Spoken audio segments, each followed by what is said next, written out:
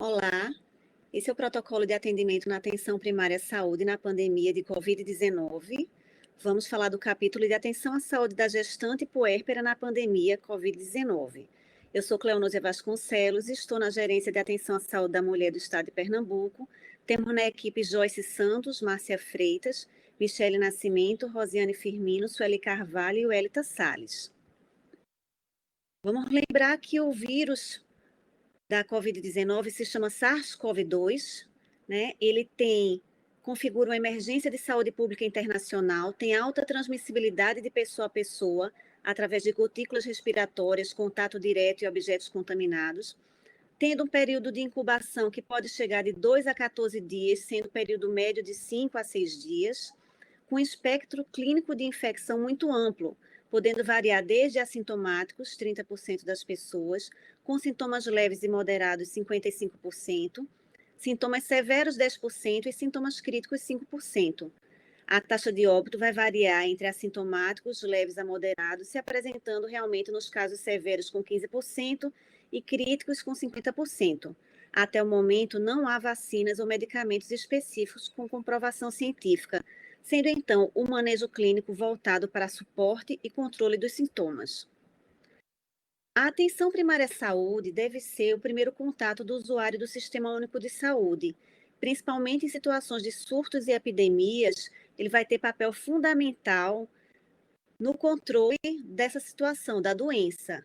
Então, a atenção primária à saúde, ela deve ter um atendimento resolutivo, além de manter a longitudinalidade e cuidado na atenção em todos os níveis da saúde. Ele vai poder detectar precocemente os sinais de gravidade, encaminhando as referências.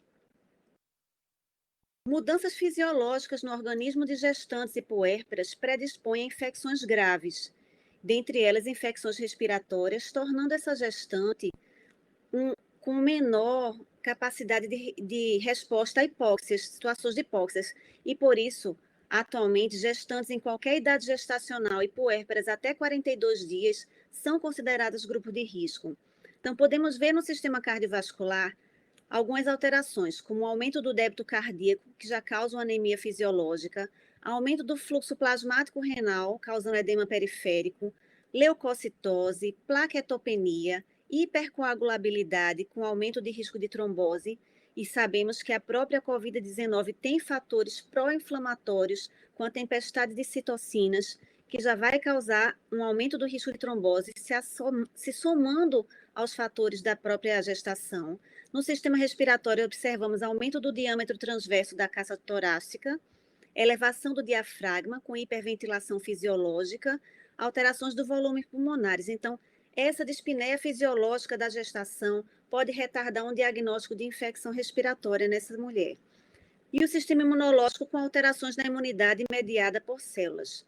Tudo isso faz com que as medidas com as gestantes e puérperas, porque no puerpério todas essas alterações não vão desaparecer rapidamente, devem ter um cuidado a mais, um olhar diferenciado para reconhecimento precoce de quaisquer complicações ou agravamento desse quadro. Ainda existe dúvidas sobre a transmissão vertical. Tivemos primeiro trabalho que apresentou RT-PCR positivo no binômio mãe e feto, porém, os dados deles não foram muito bem analisados, então, assim, a evidência científica foi questionada se seria uma infecção nosocomial. O segundo e terceiro trabalho apresentaram que no RN já tinha IgM positivo, anticorpo. Era uma transmissão vertical ou foi uma reação cruzada de IgM? Também foi questionado porque não foi realizado o RT-PCR nesses fetos. A revisão sistemática agora que foi apresentada de 1º de janeiro a 31 de março, com 9 de 27 estudos, apresenta 5 de 71 RNs, que dá 7,1%, com infecção precoce até o segundo dia de vida. Então, vence agora a possibilidade de transmissão vertical. Não podemos excluí-la. Não há uma certeza. E estudos brasileiros aqui, Constantino e colaboradores, estão em andamento sobre uma porta alternativa da transmissão placentária sobre estudo. Observa-se que existem reações de microangiopáticas nas placentas que podem causar restrição de crescimento intrauterino nesses fetos. Então, isso deve ser observado. Sobre quaisquer efeitos teratogênicos, não há nenhuma evidência, nenhum dado até o momento, até porque os casos que vêm sido reportados são de infecções na segunda metade da gestação. Medidas de prevenção que devem ser orientadas a todas as gestantes pela atenção primária: lavar as mãos com água e sabão por 20 segundos ou usar álcool em gel, não compartilhar objetos de uso pessoal, evitar tocar olhos, nariz e boca, a etiqueta respiratória, que é ao tossir ou espirrar, usar o cotovelo como anteparo ou um lenço descartável, e manter ambientes ventilados e evitar aglomerações. Os sintomas mais comuns que a gente vai observar na COVID-19 são febre maior ou igual que 37,8 graus, tosse, dispneia, mialgia, fadiga. Menos comuns são anorexia, produção de escarro, dor de garganta, confusão, tontura, dor de cabeça, dor no peito, hemoptise, diarreia, náusea e vômito, dor abdominal, congestão conjuntival e anosmia súbita ou hiposmia, que é não sentir o cheiro e gosto. Então, temos aqui esse quadro, ele vem das orientações para a rede assistencial manejo clínico da paciente com COVID, que é uma última edição agora da Secretaria Estadual de Saúde. As síndromes clínicas, temos o resfriado comum ou síndrome gripal, que é um quadro compatível com infecção de vias aéreas superiores, sem sinais de desidratação, dispneia, sepse ou disfunção de órgãos. Os sinais e sintomas mais comuns são febre, tosse, dificuldade para respirar, dor na garganta, congestão nasal, cefaleia, mal-estar e mialgia. Podem ocorrer diarreia, náuseas e vômitos. Depois pode se apresentar um quadro de pneumonia viral sem complicações, que é a infecção do trato respiratório inferior sem sinais de gravidade. E, por último, a síndrome respiratória aguda grave, também chamada de CIRAG. Febre ainda que referida associada a tosse ou dor de garganta e dispneia, ou saturação de oxigênio abaixo de 95%. Na síndrome respiratória aguda grave, podemos ter uma pneumonia grave, com infecção do trato respiratório inferior, com alguns dos seguintes sinais de gravidade: frequência respiratória maior que 30 incursões por minuto, dispneia, saturação de O2 menor que 90% em ar ambiente, cianose e disfunção orgânica. Pode apresentar a síndrome do desconforto respiratório agudo, início ou agravamento dos sintomas respiratórios até uma semana após um evento desencadeante. Pode apresentar alterações radiológicas, com opacidade bilateral não completamente explicada por derrame, atelectasia lobar, pulmonar ou nódulos, edema pulmonar não explicado por insuficiência cardíaca ou hiperidratação. A sepse, quantificadas pelo score SOFA, com alteração do estado mental, respiração difícil ou rápida, baixa saturação de oxigênio, redução do débito urinário, aumento da frequência cardíaca, pulso fraco, extremidades frias, queda da pressão arterial, livedo reticular, evidência laboratorial de coagulopatia, trombocitopenia, acidose, elevação do lactato e hiperbilirrubinemia. E, por fim, um choque séptico, que seria uma hipotensão refratária à ressuscitação volêmica. A mortalidade materna, no boletim número 25 do Ministério da Saúde, que se refere à semana de 26 de julho a 1º de agosto, traz que tivemos 551.626 casos de CIRAG no Brasil. Destes, 5.179, que se refere a 0,9%, eram gestantes. E dessas gestantes, 43,6% foram notificadas como Covid-19. Até o momento, tivemos 135 óbitos maternos notificados por Covid-19, 10 em Pernambuco, ainda sob estudo e investigação. A idade mais prevalente foi entre 20 e 39 anos, com 57,8%, 50,4% eram da raça cor parda e 56,3% se apresentaram no terceiro trimestre de gestação. Observamos aqui que acesso à UTI tiveram 54,9%. Então, assim, nos preocupa a quantidade de pacientes que não chegaram a ter acesso à UTI. E a vulnerabilidade social pode estar causando um grande impacto nessa mortalidade no nosso país e no nosso estado. Dentre esses casos de óbitos, foram observadas as seguintes comorbidades: diabetes, cardiopatia, obesidade, hipertensão, asma, doença renal, doença hematológica, imunodepressão, síndrome de Down, neurológica e pneumopatia em menor quantidade. Então, a própria gestação, com suas condições que favorecem um agravamento para a doença, associadas a comorbidades, vão interferir muito nos casos de óbito da mortalidade materna. Então, ações da atenção primária. A atenção primária deve fortalecer a importância do distanciamento social e das medidas de prevenção da Covid-19, realizar triagem de sintomas respiratórios e fatores de risco para todas as gestantes e acompanhantes, manter as consultas de pré-natal, vacinação, exames laboratoriais e de imagem, ultrassom obstétrica. As consultas do pré-natal devem ter horário marcado, respeitando o intervalo de meia hora entre os atendimentos. E os grupos de gestantes para aquelas palestras educativas, no momento, devem ser suspensos temporariamente. O profissional de saúde deverá utilizar equipamentos de proteção individual e a gestante utilizando máscara, higienizar com álcool 70 todo o material utilizado durante o atendimento, o sonar, fita métrica, termômetro, a maca, dentre outros. Orientar as gestantes a monitorar diariamente os movimentos fetais a partir da 24ª semana de gestação. A gestante, caso suspeito ou confirmado para a Covid-19, deve ter sua consulta pré-natal reagendada para 14 dias após o isolamento domiciliar e, se necessário, realizar a consulta utilizando EPIs necessários. A avaliação da equipe sobre estratégias para realizar essas visitas domiciliares às gestantes e puérperas com Covid-19, a fim de evitar aglomeração na unidade, mas ela não pode deixar de ser visitada. Fornecer informações para gestantes e familiares sobre os sinais e sintomas leves e graves da Covid-19. Se apresentar sinais de agravamento, incluindo saturação de O2 menor que 95%, considerar o início imediato de oxigenoterapia, monitorização contínua e encaminhar para o hospital de referência.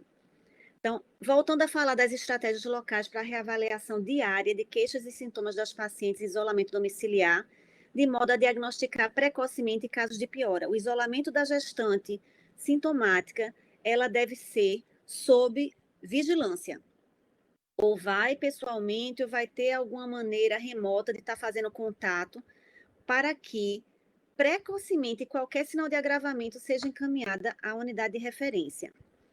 A febre na gestante deve ser sempre controlada com antitérmico, preferencialmente paracetamol, uma vez que a hipertermia pode provocar lesões fetais.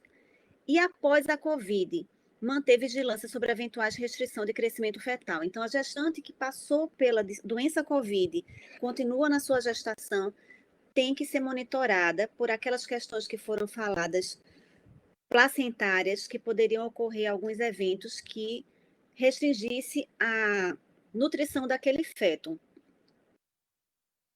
A vigilância laboratorial. As gestantes com síndrome gripal devem ser testadas e notificadas. A última nota da Secretaria de Saúde da Vigilância Epidemiológica, número 21, fala que devemos ofertar testes para todos os pacientes com sintomas de leves a graves. Então, o RT-PCR é o padrão ouro que detecta partículas virais, né? Mas ele deve ser coletado preferencialmente até o 7º dia após o início dos sintomas, podendo realizar até o 10º dia se a paciente ainda tiver febre ou sintomas respiratórios. Passado esse tempo, não vai ser mais detectado pelo teste molecular do RT-PCR. Então, vamos passar para os testes sorológicos, certo? Que pode ser o teste sorológico periférico, o teste rápido, né? Ou o coletado realmente no sangue, indicado para casos com 7 ou mais dias completos desde o início da doença e que também estejam há, no mínimo, 72 horas sem sintomas. O teste sorológico vai detectar os anticorpos IgM e IgG. O IgM ele vai desaparecer em torno de 30 dias e o IgG ele vai continuar por alguns anos. Não sabemos se indefinidamente, porque ainda não se sabe se a Covid-19 pode ser reinfectada. Então, não se tem essa garantia no momento. Orientações, então, para acompanhar essa gestância puérpera. Se ela está com síndrome gripal, resfriado comum ou uma pneumonia viral, né? Vai ficar em isolamento do 1º ao 5º dia. Isolamento, avaliando se tem outras comorbidades, prescrever medicamentos sintomáticos, cuidados clínicos maternos, Caso ela não tenha sido vacinada para H1N1, prescrever o oseltamivir, que é o Tamiflu, 75 miligramas de 12 em 12 horas, que deve ser iniciado em até 48 horas após o início dos sintomas, né, dessa síndrome gripal. Em grávidas de qualquer idade gestacional e puérperas até 2 semanas após o parto, incluindo quem teve aborto ou feto morto, né, a perda fetal. Se chega na fase 2, do 6º ao 14º dia, internar gestantes e puérperas que se encontram em sintomática após o 5º dia de início dos sintomas nas maternidades de referência por meio da Central de Regulação de Leitos. Caso de gestante com qualquer alteração obstétrica, independente da COVID, entrou em trabalho de parto, apresentou contração, sangramento, encaminhar para as referências de obstetrícia, seja IMIP ou Dom Malan, porque é uma paciente COVID que está entrando num processo de trabalho de parto e precisa ir para a referência COVID do estado. Se tiver entre 24 a 34 semanas, considerar corticosteroide para maturação pulmonar fetal. Após o 14º dia, na fase 3, o paciente passou da COVID, ainda gestante, e avaliação fetal com ultrassonografia por risco de restrição de crescimento intrauterino, como já falado. A via de parto dela vai ser por indicação obstétrica e, após o parto, não há contraindicação na amamentação, observando os cuidados com máscara e lavagem das mãos. Já a orientação para CIRAG, síndrome respiratória aguda grave, seja pneumonia grave, síndrome do desconforto respiratório agudo, sepse ou choque séptico, qualquer fase que ela esteja ali vai ser internamento hospitalar encaminhado através da Central de Regulação de Leitos. Após a alta, todos os casos que receberem alta hospitalar, ainda nos primeiros 7 dias do início do quadro, devem ser alertados para a possibilidade de piora tardia do quadro clínico e sinais de alerta de complicação, como aparecimento ou recrudescência da febre ou sinais de sintomas respiratórios, taquicardia, dor pleurítica, fadiga, dispneia. Todos os pacientes de alta devem receber orientações para o isolamento domiciliar. Então, vamos destacar os sinais de agravamento que podem ser apresentados nessa gestante puérpera em isolamento.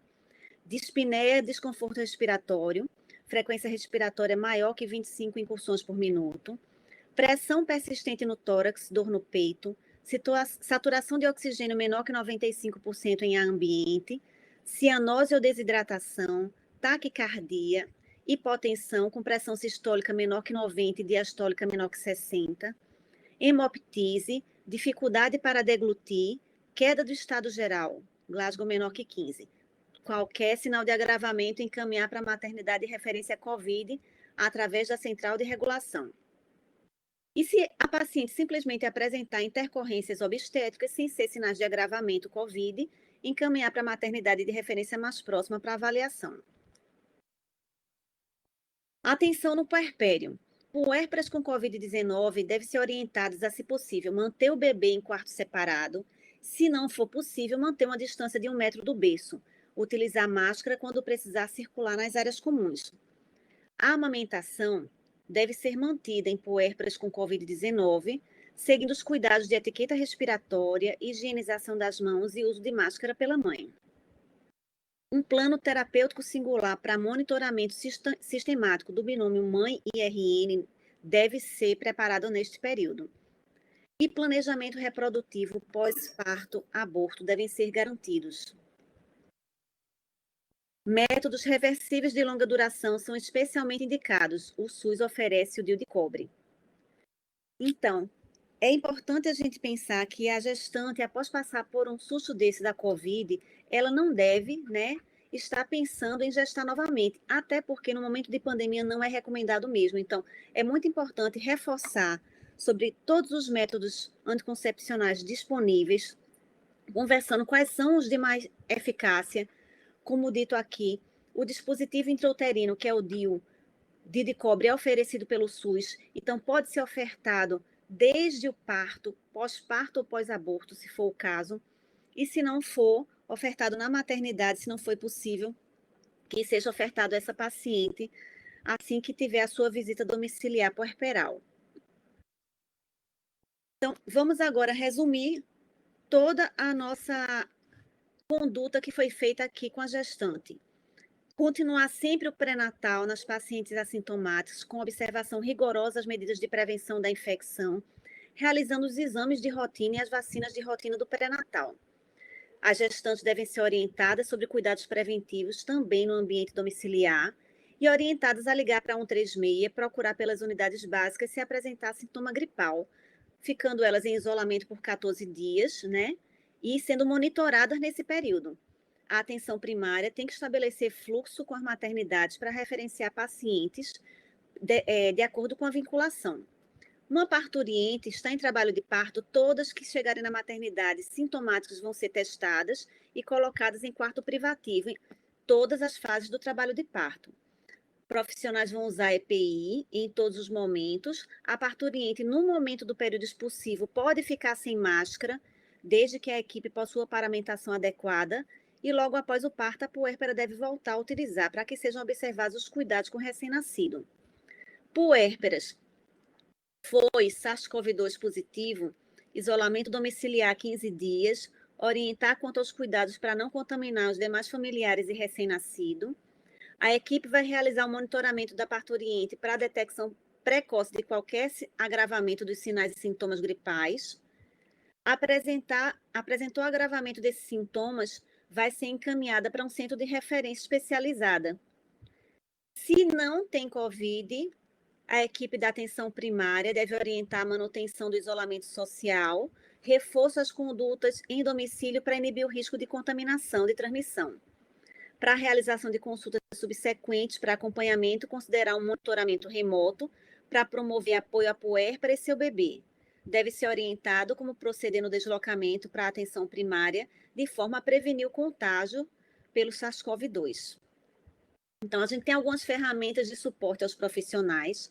O COVID-19 Assiste compila os principais protocolos instrutivos com enfoque na assistência do paciente, auxiliando o profissional na busca de informações técnicas e promove a oportunidade de acompanhamento do estado de saúde do profissional que se encontra na linha de frente, disponibilizado em formato de aplicativo tanto para Android quanto para iOS.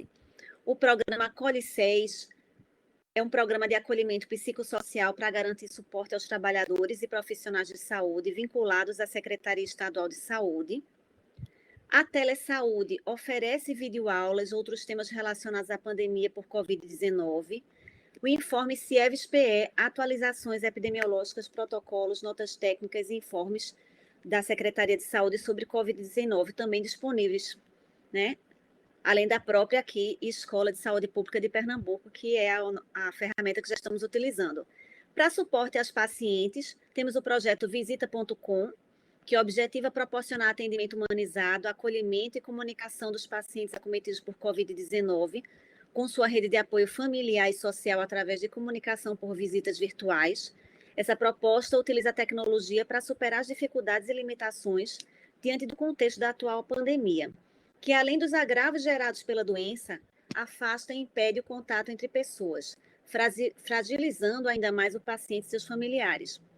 O Atende em Casa, Covid-19, pode ser utilizado para orientação em caso de dúvidas de novos sintomas ou permanência dos sintomas após o 5º dia do início da doença. Aqui estão as referências utilizadas para essa aula. Agradeço. Aqui estão os contatos da Gerência de Atenção à Saúde da Mulher e o e-mail smulher.ses.pe@gmail.com. Agradecemos imensamente a atenção.